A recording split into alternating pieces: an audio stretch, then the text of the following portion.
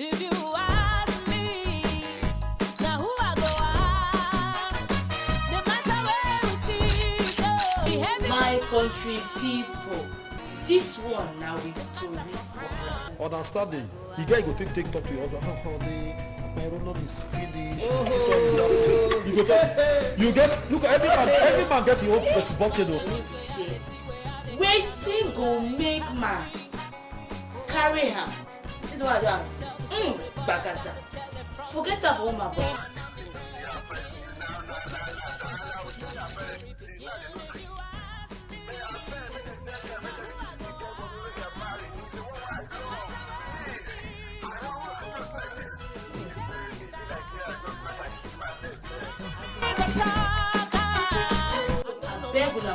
Sit down because when they come really shook mouth for this matter. Then later for the program, you go come bring us, so that you go see shook your mouth for the presenter and they come look at the best for. the matter for ground. Now who I go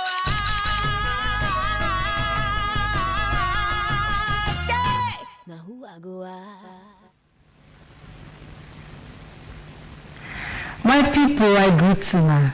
No matter for going with the street today, as we could talk about things that they happen for with family, husband and wife. And the matter of the program be say, when person wife go collect money for where your husband keep him, but the husband don't say they go take him, or the husband don't know say you go take the money, you go move the money.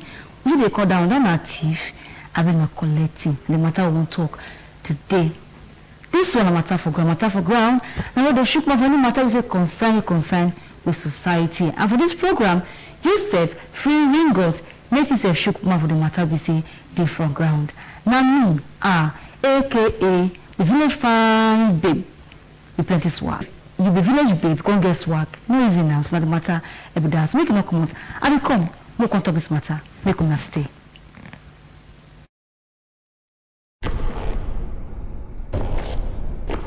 My country people, this coronavirus not be joke oh. So make we not take and play at all. My people, now corporation na right say dey full pot oh. For this coronavirus matter, now join body we go fit take stop am. Make you dey wash your hand every time with soap and water when they run for tap. Use hand sanitizer. Make you not dey stay for where people plenty oh. If you want cough, my brother and sister, make you cover your mouth with your elbow. If you see where person they cough, no waste time oh, make you run sharp. This one not be time to shake hands with person oh.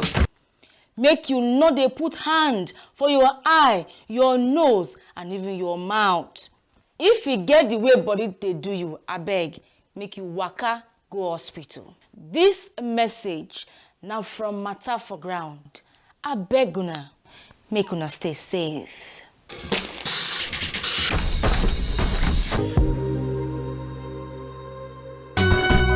If you ask me, the matter for ground. Now who I go ask?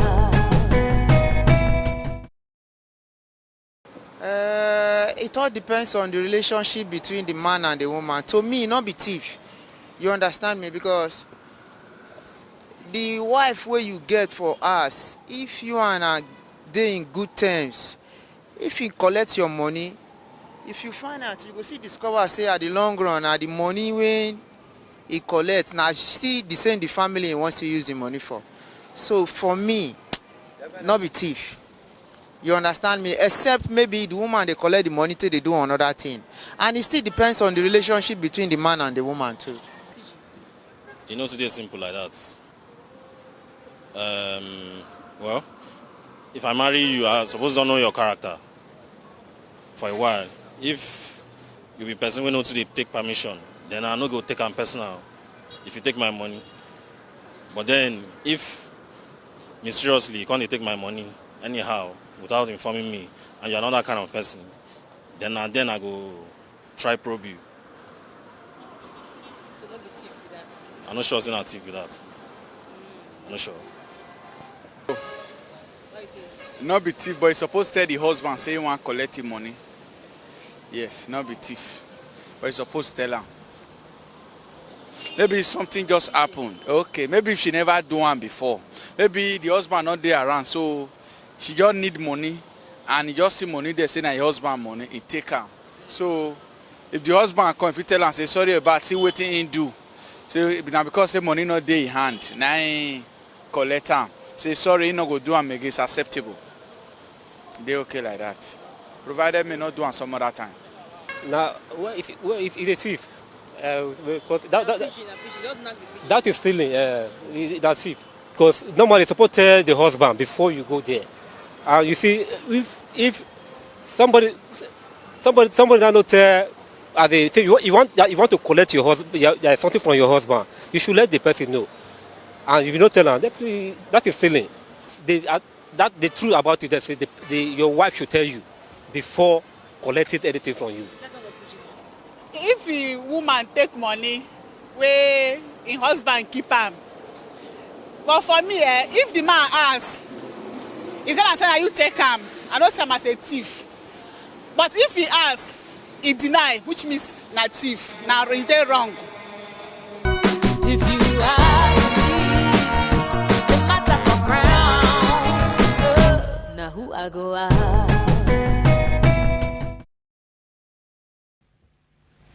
My people, I greet you now. No matter for ground, but this like I talked before, matter for ground.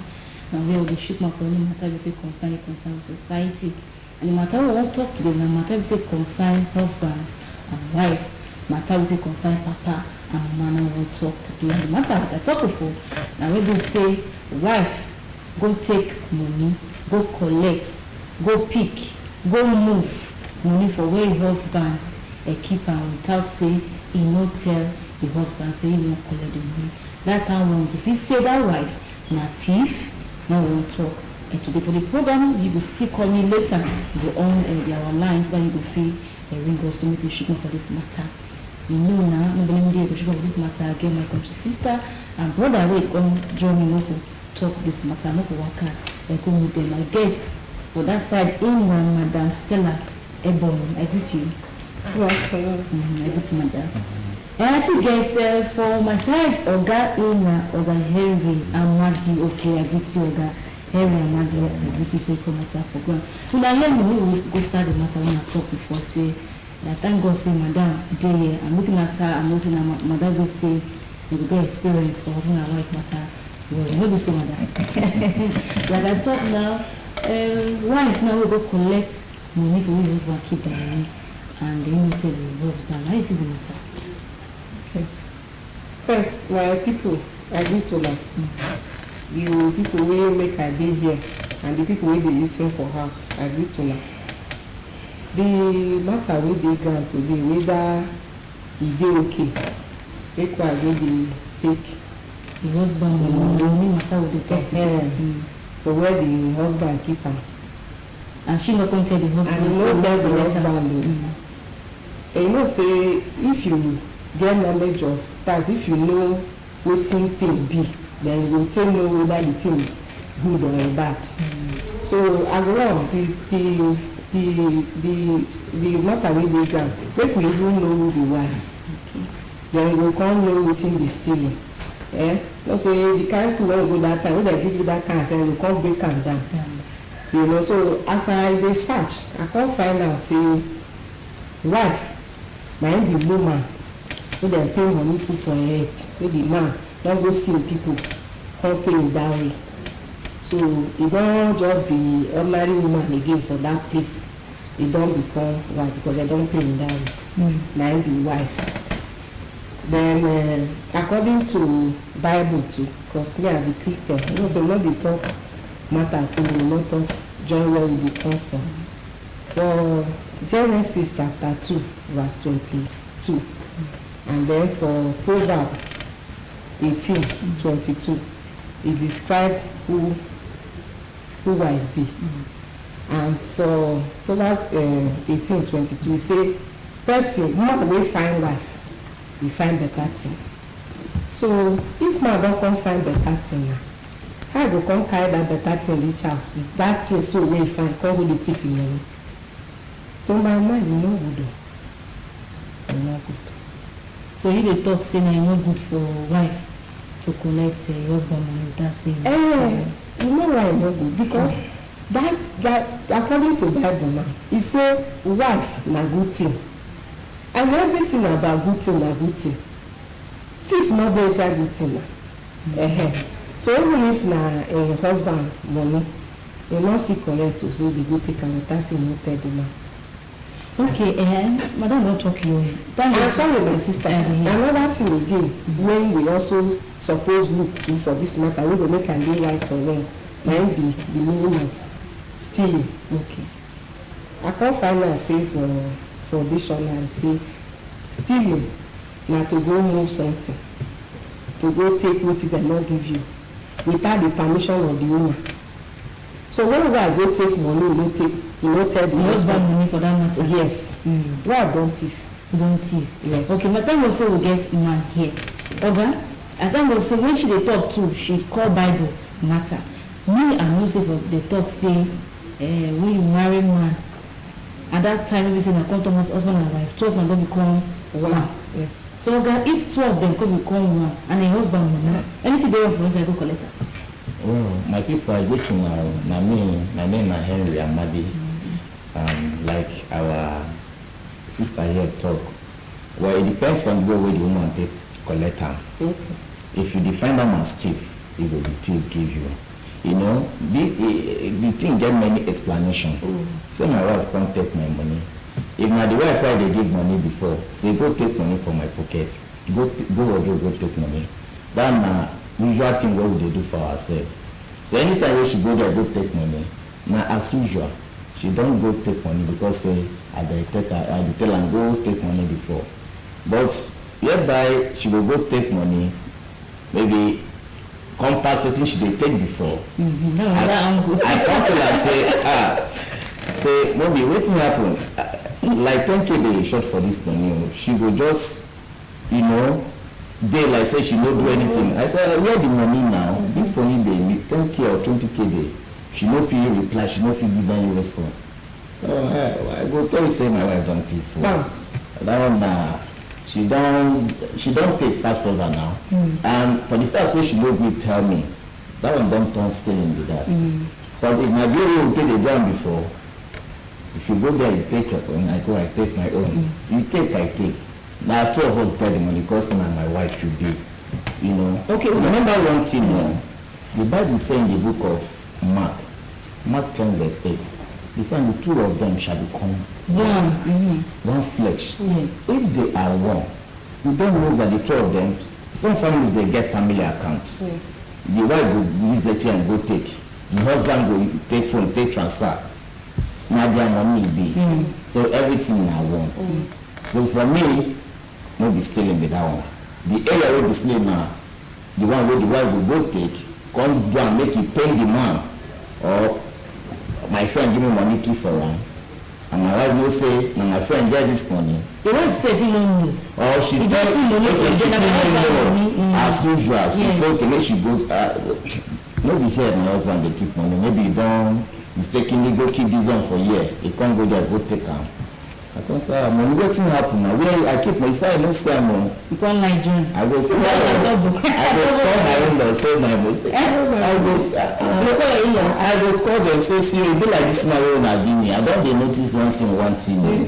Because she know they do like that before. But some women, mostly before I come TV, I come dey ask questions. When they see what they go and say, their husband money and their money.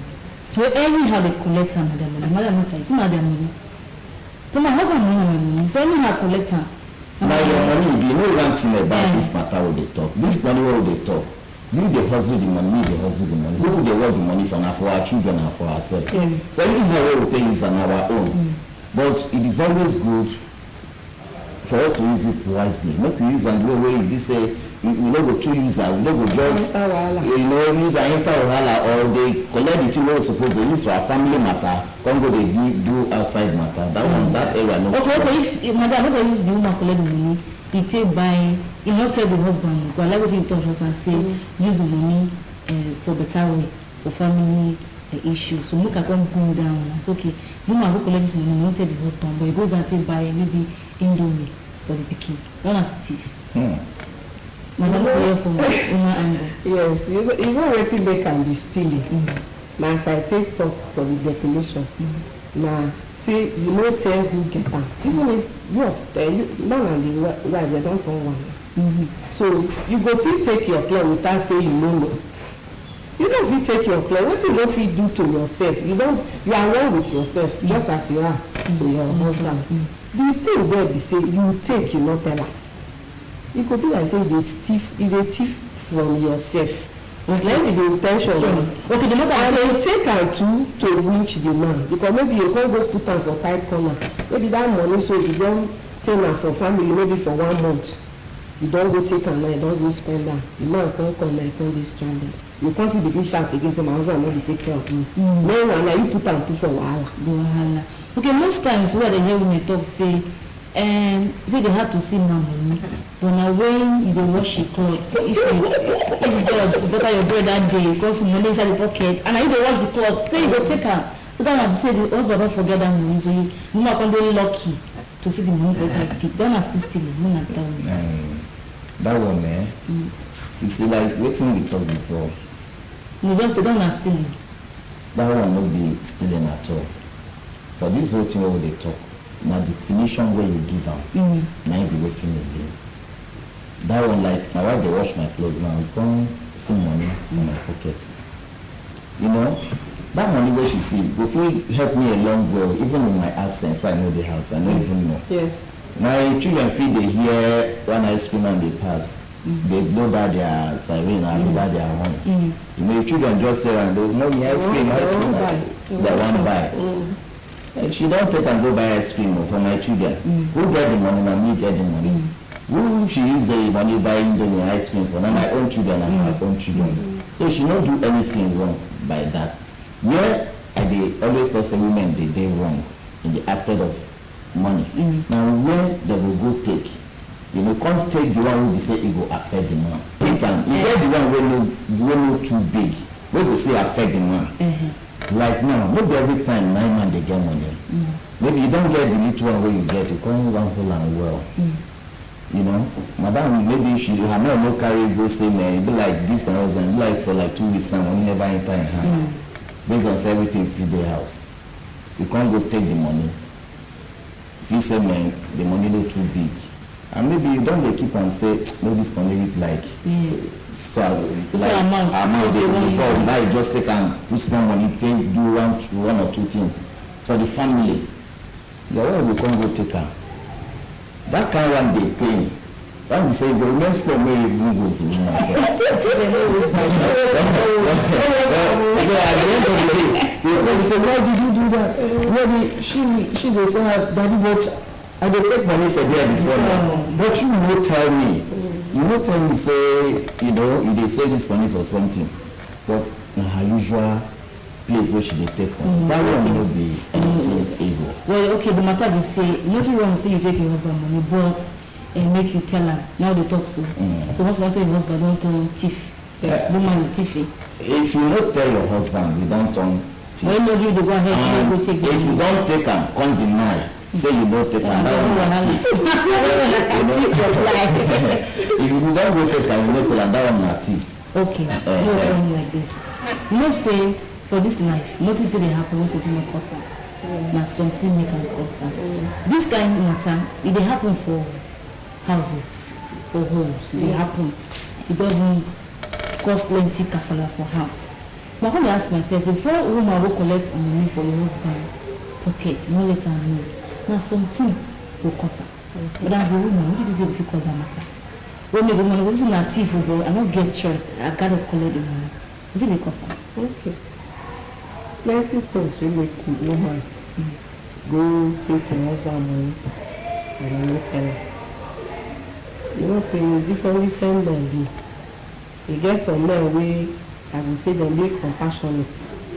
Once you tell them matter, especially about the family, they will live up to their responsibility. They go quick attend to it. They get this other set of people. They like their beer, pass their children matter. They talk say this weekend so they wan resume school, never get school bag. They say I don't hear. 1 week, 2 weeks school don resume and pikin no still get school back. And to a woman now, that instinct of a mother, e no fit leave im pikin make dey carry book dey go school for hand. So if you know say the husband get money, that one fit push am go take the money say abeg after pikin na our pikin pay for better make no later you know see pikin bad na go come talk to im mama or make no come finally become married go take the money take buy the school bag. But you know wetin make am as I still talk sense make am dey wrong. If as e take so the husband come say honey no say that money so na dey wait I don buy school you see chichi bag you like am and money that one so be say you don tell the man that one you no fit call am stealing again. Wetin make her say e dey wrong na when you come take am with the intent you no go ever tell the man if you even see the man dey find some women say dem go even join the man dey find the money. That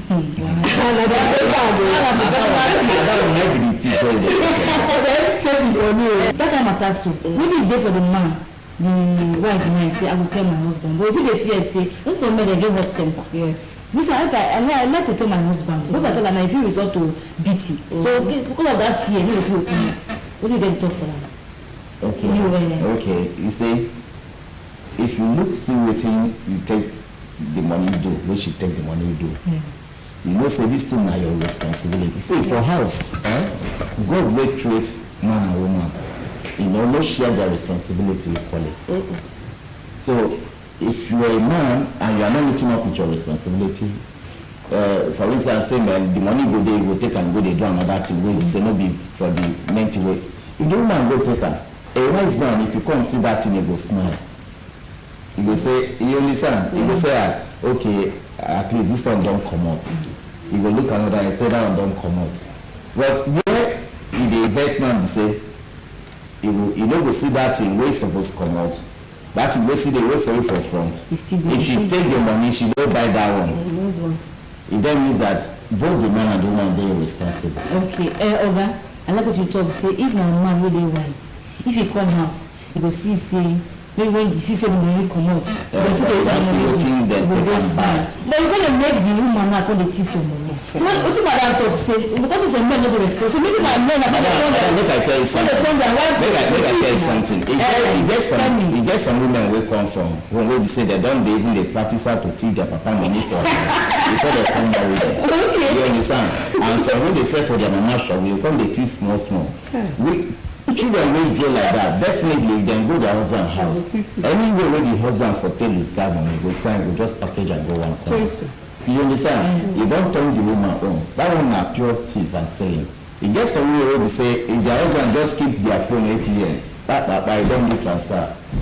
That one na no be only when you go comot am for or where you go take am from in wallet na be when woman don thief. You know e get some women wey be say dem go just like play you know say honey you go dey pre ten d say dey press you know. If you have understanding and a sweet home, you get certain things wey be say ordinarily you go vex you, but by the way the woman take package am, you go come add a kind of sweetness to wetin she don do. Instead of the thing to pain you, you go come dey make you feel say na love, say she dey show you love, say she dey but many times the woman know wetin she dey do, maybe she beg you that money you no go give am.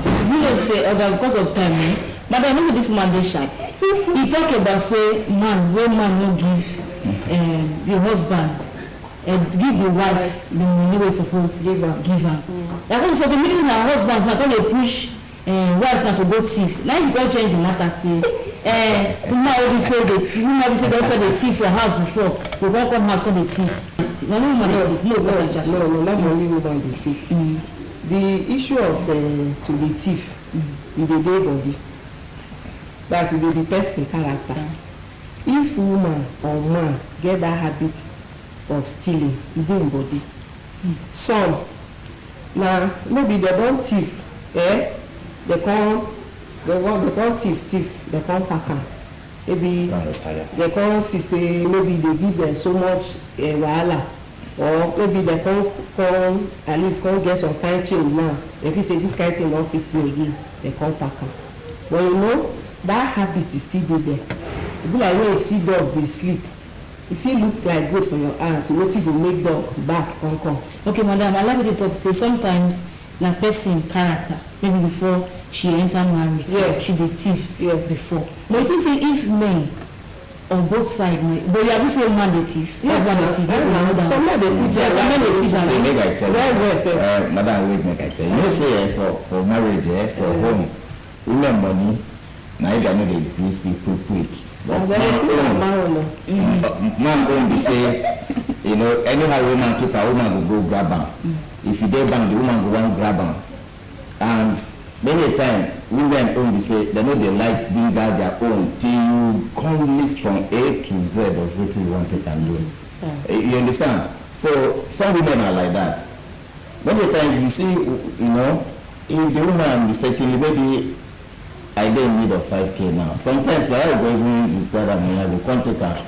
If I collect her bill and say, babe, say I don't take your money on. Maybe she go ask. You come there, she go say, daddy, where my money? I don't say, yeah. Say, be like, say, I don't use her. Like say, where is that? Then she go there, and say, no, I will pay you. It depends on the kind of understanding and relationship you enjoy in your home.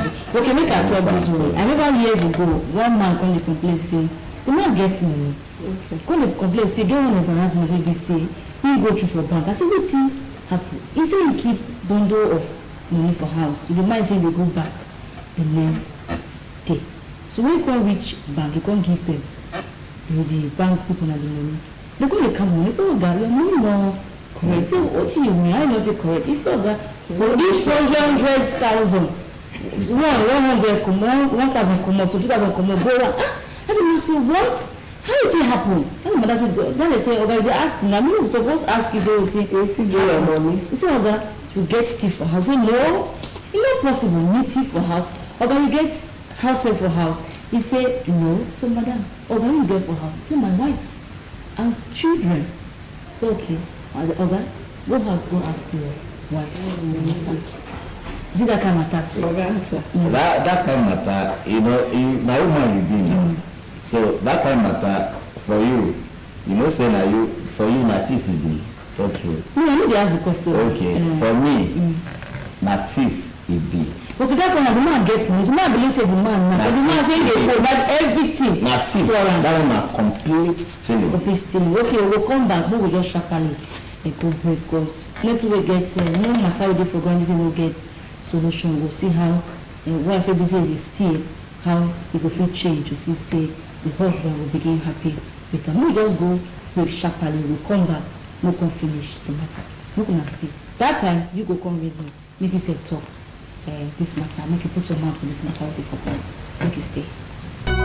If you ask me, the matter for crown, now who I go ask? Okay, we don't laugh for studio, my brother. We don't come back. The matter now, funny matter, but it's serious because most women they into this matter and we don't talk say. No matter if you say na thief, like I not go say you be wife, they package. You know, you want more to arrange yourself and you can't be thief. You know, so we'll talk about how this matter will affect the family. Or we'll talk sharply. So you go feel ring me, number go do on your screen. Make yourself show up this matter, make we talk the way forward. I still get with me for here, Madam Stella Ebony. I greet you say they here, my sister. Thank you. Okay, I still get my brother here in Henry and Madi. Okay, Madi, I greet you. I agree to now. Okay, we don't agree. Say husband, the thief, wife, the thief. No matter Abi? Yes. No, husband, say no. We know agree say husband the thief. What's your husband do? Now, out of the abundance where the husband don't give wife, and the one who don't thief, now the husband they go take for husband they take. I don't understand. Okay, see, make I tell you, brother, sorry, make I explain better. Explain. The woman will they into, you know, every time you don't go, you know, say you go and before you go talk, you say, and two shall become one, and we don't put Bible for you. You don't take that one, you don't package your money one corner. You know, you don't buy children thing, you don't do everything, you don't say come out small, put for our pocket. No, you give am to take out the house. Listen, no be the one which they go take. So when we say if she call you, she go just present something give you. Say no na money, yes, no na money e be. But the time wey you don comot for the man pocket, the man come set where she keep her own, come go take am. That one no be thief na taking the. But then we move on. See, no, I better talk for this matter. Mother, they hear you. So I rub by. You don't start to work where your brother do that time. They give us God don't give you commandment finish now. You don't do your own. You don't paint the matter another way. Now still in line with the talk. Yes. And wetin still be na to go take something wey no be your own from the owner, and you no wan tell that person, you no get the mind to tell that person. Na him be stealing. So as a wife or husband, so as a husband sef dey see appearance, they take their wife money. Madam, but person no dey first. Sorry, person no dey thief wetin be im own. E get thief get grade. As in stealing is dimensional. Okay. E just like we get small thief, we get big thief. E get the one wey dey happen within the family. Okay. E get the one wey be say, you know, like say you see small change, you want enter bike or keke, you know, your wife 100 card come dey table, as you dey comot you come 100 naira come dey table, as you dey comot you come take am enter bike. That one be say you take am. You no steal am. You no steal am, na for table. Okay. Likewise, say your wife see your 100 naira, your 1k for table, take am. The area wey we dey consider stealing na the one wey you do wey affect the emotional and psychological aspect as the life of the person. But then you agree. Wey be say e show. You agree. I don't see why you agree. No. Sorry, make I tell why you agree. Sorry, why you go agree to this be say, you know, okay, for instance, this one na 500 naira na dey this pocket. E dey for table. Okay, madam, na you get am. I come dey comot, now I come pick am. Maybe I no hold money. And maybe e no allow me tell you quickly say, money, I'm going out to, there is no fuel in the car, I don't take 500 naira for you. I don't consider that as stealing. Okay, look, because of time, look, we talk about the one be stealing. Oga, no go paint something. Because you want make it look fine. No matter be say, thief be say, according to madam, if you take wetin no be your own, either as a man or as a woman, na thief. So e no good make we as a man or as husband come carry the name of stealing, of thief. E no good because of our children. Okay, that will take me back to the ways wey be say this kind of attitude fit affect the family. Okay, like I said, yes, most of these free activities in the home, you know, say some they come from when the child they grow. As the child they grow, you know, maybe they thief in mama money, they thief in papa money. If you want to go school, you don't thief small money, you don't go school, you don't go papa or drop you don't go. And some parents they come up eye for that kind of thing. You understand? Many times you see your child buying, okay, ordinarily, you know, say they take them out sometimes. Maybe child they don't read like JS2 or JS3, maybe they come back from school, come branch Mr. Beast or branch shop. So they talk now, they say if it happens, sorry, now parental errors. The gap. Now the major aspect of that one. Hello, I greet you, my sister. I think you only where they call us from. Yes, my name is One. Okay, calling from where? My name is One. I'm watching the program. Okay, shoot for the matter. Na thief, let the woman be or the man be. What we hear? Okay. The matter here, the man point here is that when someone collects something that is not his or her own, the person feel that the person is a thief. Because when the owner asks for that thing, if you answer the owner that you are the one that collected it, you are not thief. But when the owner is asking for the thing and you not say anything, you just keep quiet, you listen up and down, you are a thief. Okay, thank you, madam. Say if not behave like that, in a thief. If not wife behave like that, in a thief. So we talk about parental. Okay, if another area wey take dey affect family be say many times for home the children dey always dey with their mama.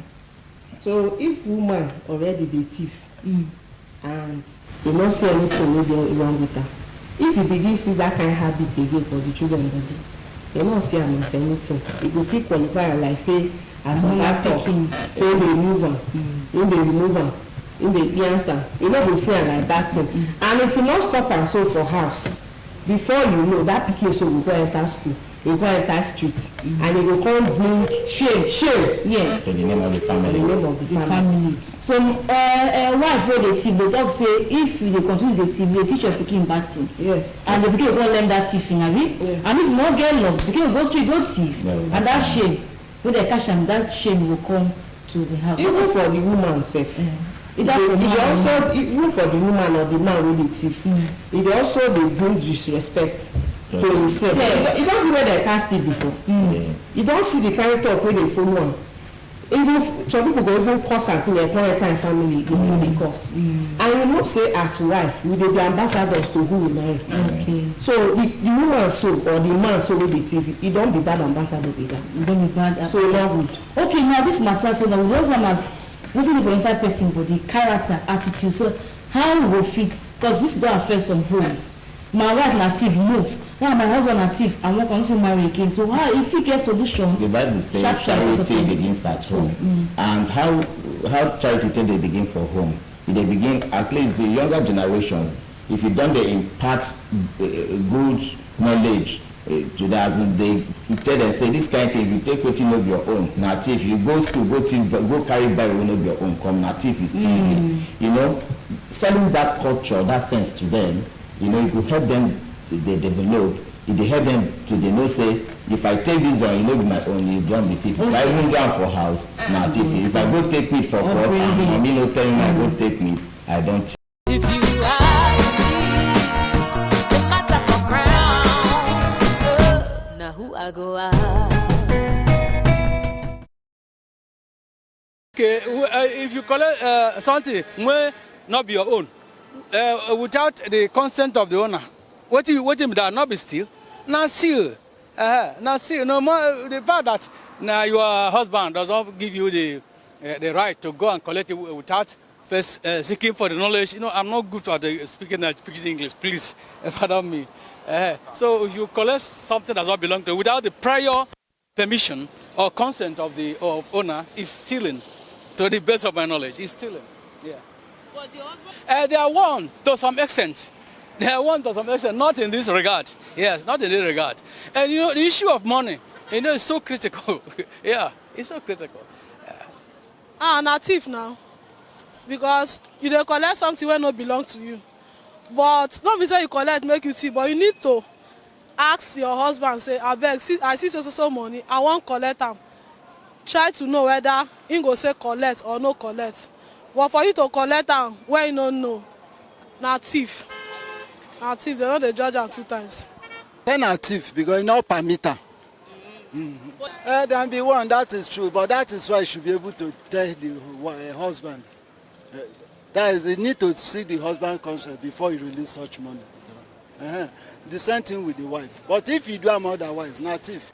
When woman collect money where husband no tell him to collect money, it's not thief because it's husband money.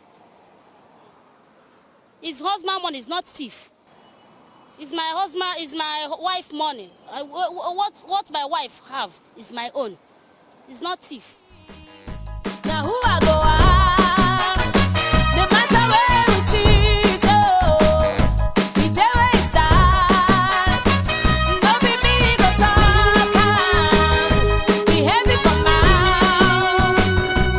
If you ask me, the matter for crown. Now who I go ask?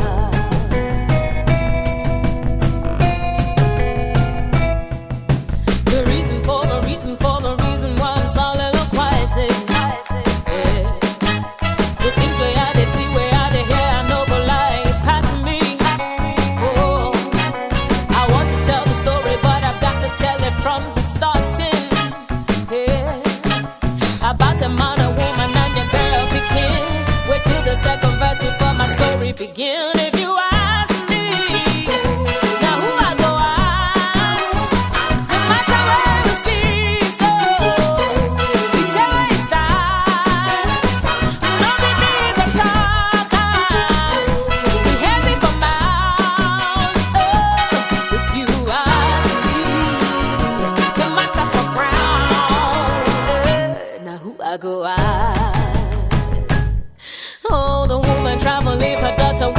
husband home alone.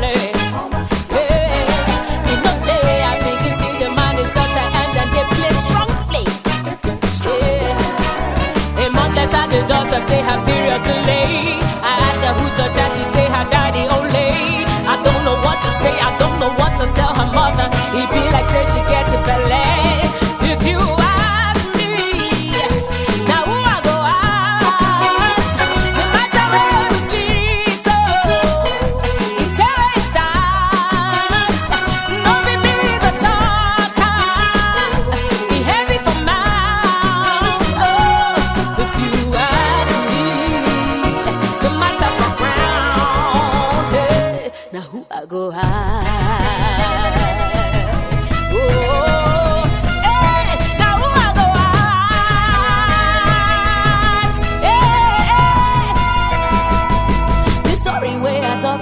Say I did play, but all this type of things they happen every day. Speak out or take some action, I beg you no delay. No make matters worse past as a day,